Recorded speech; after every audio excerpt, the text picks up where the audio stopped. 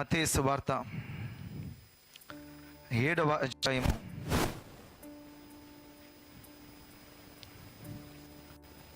17వ వచనం మనం చదువుకుందాం. అలాగునని ప్రతి మంచి చెట్టు మంచి ఫలములు ఫలించును, పనికిమాలిన చెట్టు కాని ఫలములు ఫలించును. రైట్. ఇక్కడ మంచి ఫలములు,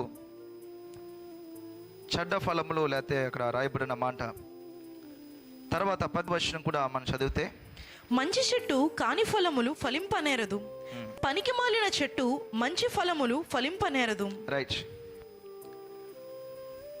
మంచి చెట్టు మంచి ఫలాలు, చెడ్డ చెట్టు చెడ్డ ఫలాలు.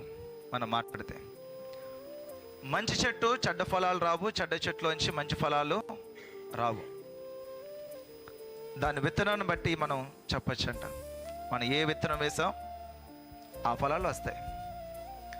మనం ఏదో ఒక చెడ్డ విత్తనం మనం వేస్తే మంచి ఫలాలు రావు. అవసరం లేనివి మన విత్తనాలు వేస్తే మంచి ఫలాలు రావు. మంచి ఫలాలు కావాలంటే మంచి విత్తనాలను మనం నాటుకోవాలి. మనం ఏది విత్తుదామో అదే మన పంట మనం కోస్తామో అని అనుకున్న భాగం మనం చాలా ఎక్కువగా మనం వింటాము, చెప్పుకోవాలి, నేర్చుకోవాలి. అప్పుడు ఆ కాన్షియస్ మనకు బాగా పనిచేస్తుంది. ఈరోజు నేను మాట్లాడేది రేపొద్దున నాకు మరలా వస్తుంది అన్నప్పుడు మనం ఎలా మాట్లాడతాం? జాగ్రత్తగా ఎందుకంటే మళ్ళీ తిరిగి నా దగ్గరికి వస్తుంది. అది ఈరోజు నా ప్రవర్తన తిరిగి మరలా నా దగ్గరికి వస్తుంది అన్నప్పుడు ఏం చేయాలి? మనం జాగ్రత్తగా ప్రవర్తించాలి. ఈరోజు నా మాట రేపు మరలా నాకు సమాధానంగా వస్తుంది, అక్కడ ఏం చేయాలి? జాగ్రత్తగా.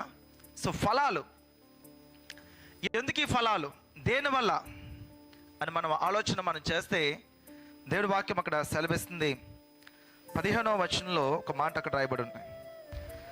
అబద్ధ ప్రవక్తలను గురించి జాగ్రత్త పరుడి, వారు గొర్రెల చర్మములు వేసుకుని మీ యొద్దకు వత్తురు, కానీ లోపల వారు క్రూరమైన తోడేళ్ళు. గొర్రె బొచ్చు కప్పుకొని మీ దగ్గరికి వస్తారు.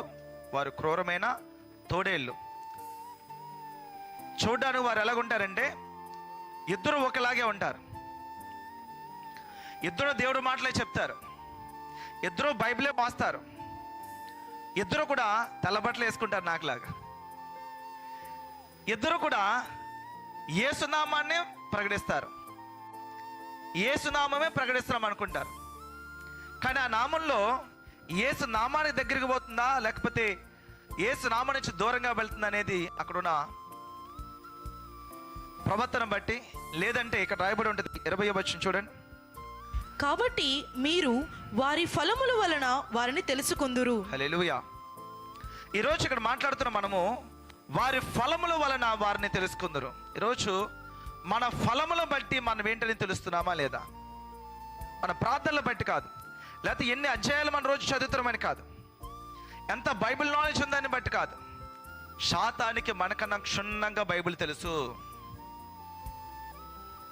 శాతానికి క్షుణ్ణంగా బైబిల్ తెలుసు. కాబట్టి బైబిల్ కళ్ళు మూసుకొని ఆదికాండం నుంచి ప్రకటన గ్రంథం వరకు వాక్యాలు వల్లించేశారన్న వారు అందరూ కూడా భక్తి పరులు కాదన్న విషయాన్ని మీరు గ్రహించాలి. అన్న వారందరూ కూడా ప్రార్థనా పరులు కాదన్న విషయాన్ని మనం గ్రహించాలి. దేన్ని బట్టి? ఇదిగో ఫలాలు. ఈ ఫలాలు బట్టి ఎవరు దేవుని బిడ్డలో, ఎవరు దయ్యపు బిడ్డలో తెలిసిపోద్ది. అలా పసిగట్టనివ్వకుండా సాతాను అనుచరులు గొర్రెబొచ్చు కప్పుకొని క్రూరమైన తోడేల యొక్క స్వభావం వేసుకొని గొర్రెబొచ్చు కప్పుకొని గొర్రెల మధ్యలోకి వస్తున్నారు.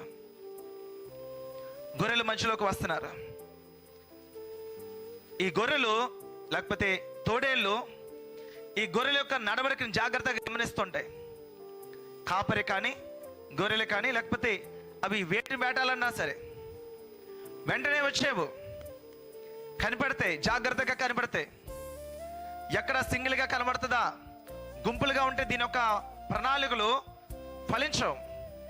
కాబట్టి ఎక్కడ సింగిల్గా కనబడుతుంది, ఏ జంతువు ఒంటరిగా కనబడుతుందా అన్న విషయాన్ని ఆలోచిస్తూ అప్పటి వరకు ఆ పొదలోనో లేకపోతే ఆ గోతులోనో ఎక్కడో చోట నక్కి ఎదురు చూస్తూ ఉంటుంది.